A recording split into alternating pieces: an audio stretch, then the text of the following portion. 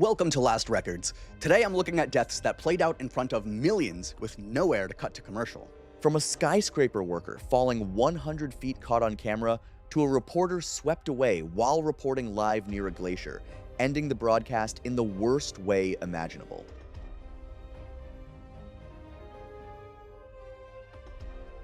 It was Tuesday, the 23rd of October, 2017, and the city of Chicago was wrapped in a low gray mist that softened the edges of its tallest buildings, blurring the line between steel and sky, giving the skyline the quiet, suspended quality of a photograph taken a moment too soon.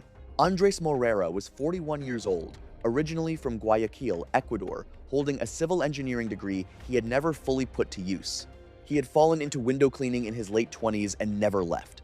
By the time he joined a maintenance team, he had 11 years of vertical hours behind him. His supervisor, Davarin Koss, had once told a client that Andres was the only man on the crew he never had to check on. The gondola on the tower was a lift platform that hung from a track on the roof. It was built to carry up to 1,000 pounds and was put in during the 2014 renovation. It looked safe on paper. But for a year and a half, small problems had been ignored, one after another, until the safety became compromised. That is a very long time for such delicate equipment to go unchecked. A hydraulic seal inspection deferred in January was never rescheduled after the facility's contract changed hands in August. 3 weeks before the incident, Andres reported a grinding sound verbally to a temporary supervisor. No log was made, no work order raised. The supervisor did not follow up. It really breaks my heart to see someone take for granted something that another person's life and safety depended on. 6 days before the incident, the anchor line was incorrectly re-threaded during a routine check, leaving the auto lock engaging at half tension. Nobody noticed it. Andres was way up on the 19th floor.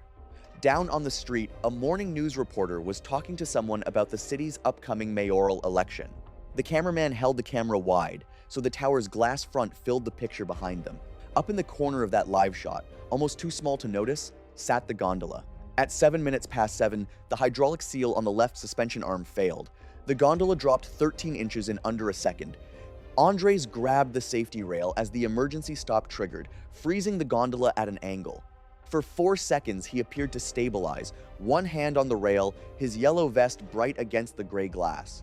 Below, people had started noticing the danger above and called emergency services. The woman being interviewed stopped mid-sentence. Hearing shouts from people nearby, the cameraman instinctively tilted upward. The damaged gondola, hanging 19 floors above the street, filled the live broadcast for several seconds. Everybody was watching, yet nobody could do anything to help the hanging man. Andres' harness was clipped to the central anchor line, which should have held him, but the lifeline had been incorrectly re-threaded through its rope grab during maintenance 6 days earlier. When the platform lurched again after the right suspension arm buckled 9 seconds later, the fall arrest device failed to engage. The lifeline slipped through the improperly assembled mechanism, leaving Andres with no effective fall protection. Andres Morera fell 190 feet, his yellow vest visible for the full duration. The impact sound reached the street microphone and was broadcast before the producer cut the feed, and thousands of viewers had to witness Andres suffer the consequences of institutional neglect. Fire trucks got there at 7:22. Paramedics reached Andres 4 minutes after that. They checked him right away. His injuries were too severe to attempt saving him. He was declared dead at 7:31 in the morning. The post-mortem confirmed death was instantaneous. Andres sustained catastrophic skull fractures, severe brain hemorrhaging, a fractured cervical spine, and extensive chest trauma consistent with a free fall from 190 feet onto concrete. No pre-existing condition contributed to death. The investigation identified 6 contributing failures across 2 organizations. Any single one of those 6 failures would have changed that morning entirely if only they had been addressed earlier. The building's facilities management company was charged with negligent maintenance oversight and willful deferral of mandatory safety inspections. The gondola maintenance contractor was charged with improper equipment handling and failure to meet industry safety standards. Both cases were settled out of court. One facilities manager resigned. The anchor line threading standard was updated nationally. Davarin Koss never returned to work. He had trained Andres personally and kept the unreported grinding sound in his head for a long time, turning it over the way you turn over something you cannot put down. The window on pane 19C was never cleaned. 6 failures across 2 companies, and none of them dramatic enough on their own to seem urgent. The next story moves offshore, where a man stayed behind to catch a glimpse of a TV camera And walked into something that was already waiting inside the pipe.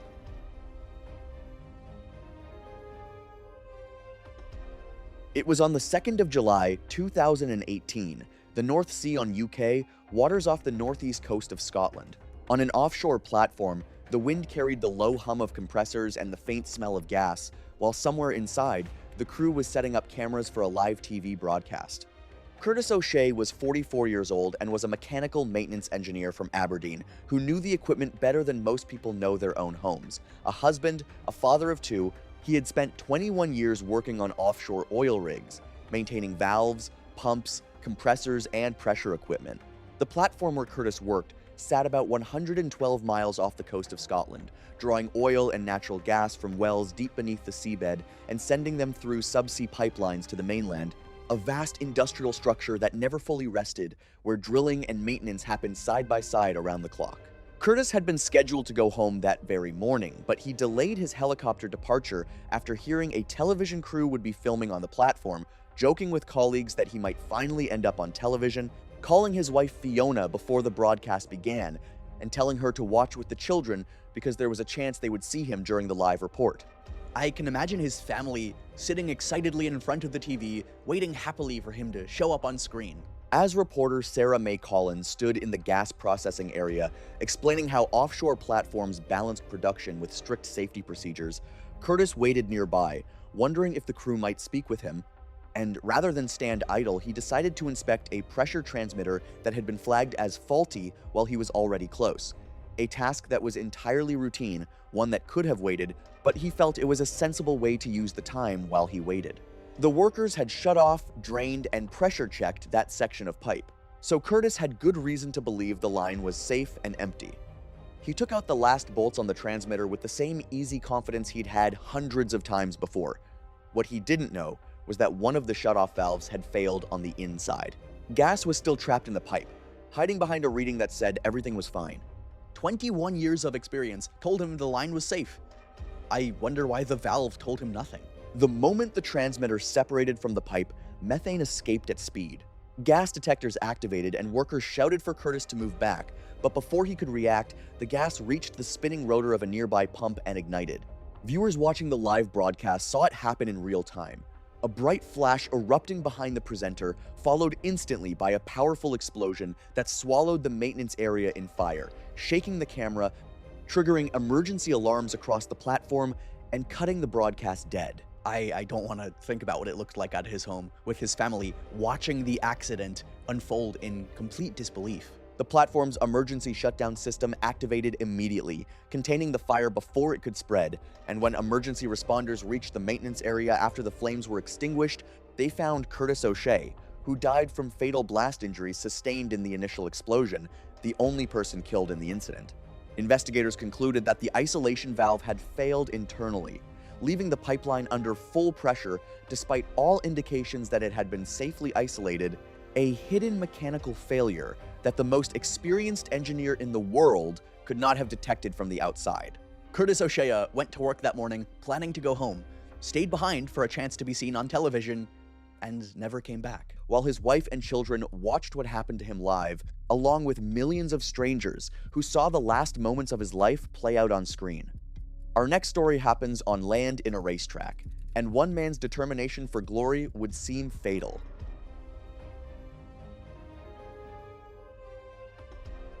It was the 14th of November, 2015. In a motorsport complex in Portugal, race cars thundered past the packed grandstands at racing speed. It was the season finale that would decide the championship. Duarte Ferreira was a 43-year-old racing driver. He had grown up watching his father, Enrique, win 4 world titles from the pit wall as a boy. He had followed him into the same career with the quiet certainty of someone who had never considered another path. What he had not inherited was the timing. 11 years of professional racing had produced 2 second-place championship finishes, 4 thirds, and no titles. He had told his team in the summer that he was bent on winning this championship and no one else. He spent 11 years chasing a title his father won 4 times. The race ran to 75 laps. Ferreira executed 2 clean pit stops, and by the 60th lap he was leading, the Algarve crowd making the noise Portuguese crowds make when one of their own is in front on home soil. Somewhere between laps 60 and 62, he felt it not a vibration he could name, but a faint wrongness between the wheel and the seat that experienced drivers learn to read the way other people read faces. He reported it. His engineer told him to box. He did not box. He was leading by a margin he calculated he could not recover after a 3rd stop, with 15 laps remaining. He told his engineer he was continuing. His engineer repeated the instruction. Ferreira did not answer. That guy had made up his mind, and there was no turning back. He intended to finish the race and finish first. On the 73rd lap, the right rear tire failed suddenly and completely at 211 miles per hour. The car snapped sharply to the left, crossed the runoff area in under a second, and struck the barrier at a severe angle. The force of the impact was more than the barrier was designed to absorb, and the crash brought the car to a violent and almost instant stop. He had felt something wrong 12 laps before the tire failed. 12 laps. He knew, and he stayed out anyway. Investigators later concluded that the deceleration forces the driver was subjected to during that impact were extreme. Ferreira was extracted over 22 minutes and airlifted to the hospital. He arrived in traumatic cardiac arrest. Resuscitation was achieved after 11 minutes. He was transferred to the neurological intensive care unit, where imaging revealed a severe diffuse axonal injury, bilateral pulmonary contusions, a fractured sternum, and 4 fractured ribs. He remained on mechanical ventilation and showed no purposeful neurological response. He was declared brain dead on the 16th of November, 41 hours after impact. Life support was withdrawn that evening with his family present. The investigation confirmed what the telemetry had already shown. The tire had shown signs of progressive failure for 12 laps. Ferreira had been warned. The governing body issued revised protocols requiring mandatory compliance with safety-related pit instructions. Duarte stayed out too long for a championship he never got to hold. The next story moves to Pennsylvania, where a boxer gave up both his title and his life.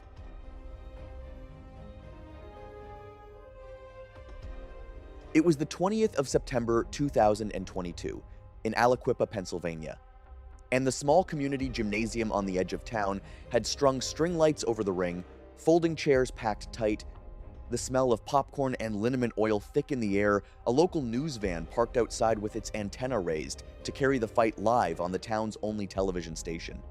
Dante Ruiz was 26 years old, a warehouse worker by day and an amateur boxer by night, known for his heavy hands and his refusal to ever back down. This was the regional amateur championship final, the winner earning a spot in the national qualifying circuit, the kind of chance that could turn a warehouse worker into a professional fighter.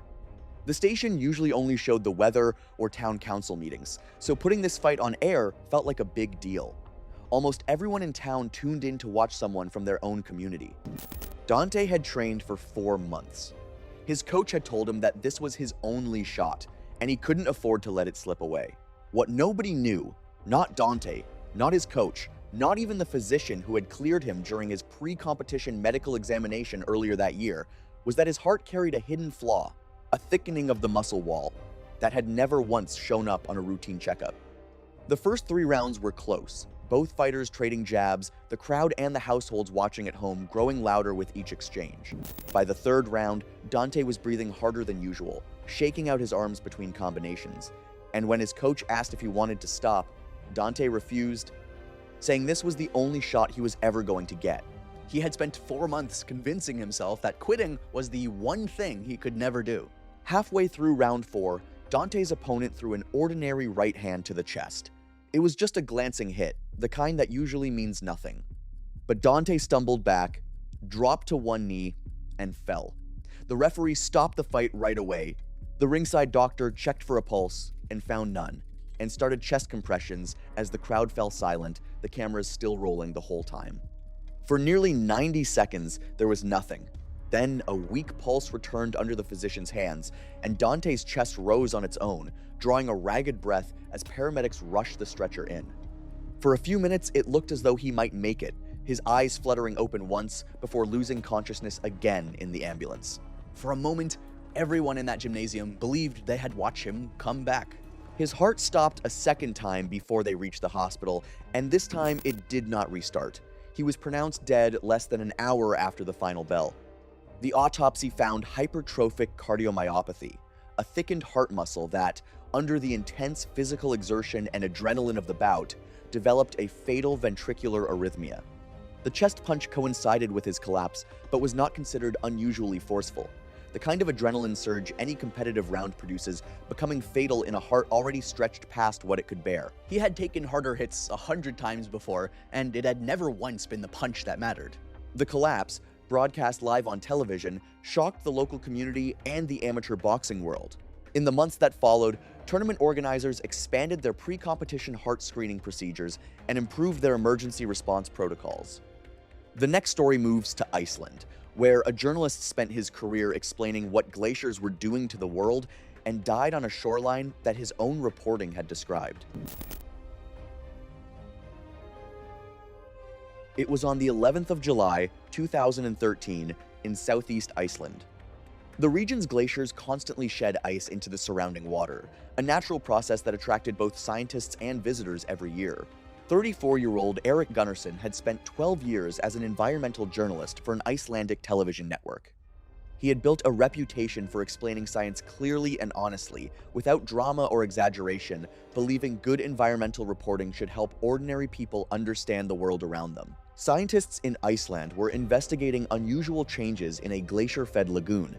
The water's temperature and salt levels had changed unexpectedly, and researchers believed increased glacial melting was responsible. Environmental teams went out to collect samples and study the area. Erik Gunnarsson was assigned to report on the story, and to him, it felt like the perfect assignment. By early afternoon, Erik and his crew had set up in the designated public viewing area overlooking the shoreline, while a team of researchers worked from a small boat between the drifting icebergs, collecting water samples and recording measurements to understand how increased glacial melt was changing the lagoon's chemistry and ecosystem. When the live broadcast began, Erik stood with the lagoon behind him and calmly explained to viewers what the scientists were investigating, describing how changes in freshwater input, salinity, and temperature could affect marine life across the region, his voice steady and composed, as it always was. About 8 minutes into the report, a massive section of ice tore away from the glacier face and plunged into the lagoon, sending spray high into the gray sky.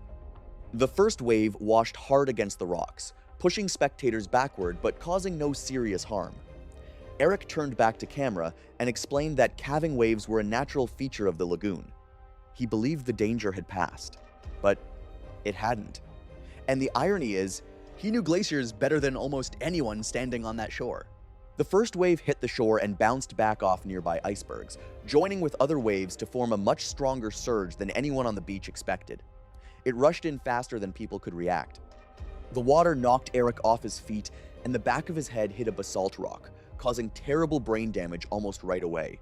Then, as the wave pulled back out, it dragged his unconscious body into the freezing water before anyone could get to him. Rescue teams pulled Erik from the lagoon within minutes, and paramedics worked on him immediately, but he could not be revived. The post-mortem found that the blow to his skull had rendered him unconscious before he ever entered the water, meaning he was incapable of protecting his airway or calling for help, and could not be saved from drowning even as rescuers were already in the water beside him. The investigation that followed found that this had been an unusually large ice calving event, one that made an unusually powerful wave. And while the viewing area had followed all the normal safety rules, those rules were never made to handle something this big. Yet, for some reason, they were never enough to save Erik from the tragedy. In the months that followed, Icelandic authorities expanded exclusion zones around active glacier lagoons and strengthened public warnings about the unpredictable reach of large calving events. Erik had devoted his career to helping people understand what Iceland's glaciers were doing to the land and the sea around them, and his final broadcast, meant to explain the quiet science of a changing ecosystem, instead became one of the most devastating moments ever seen on Icelandic television. He spent 12 years explaining glacier behavior on camera. His last broadcast was from a shoreline he had every reason to trust.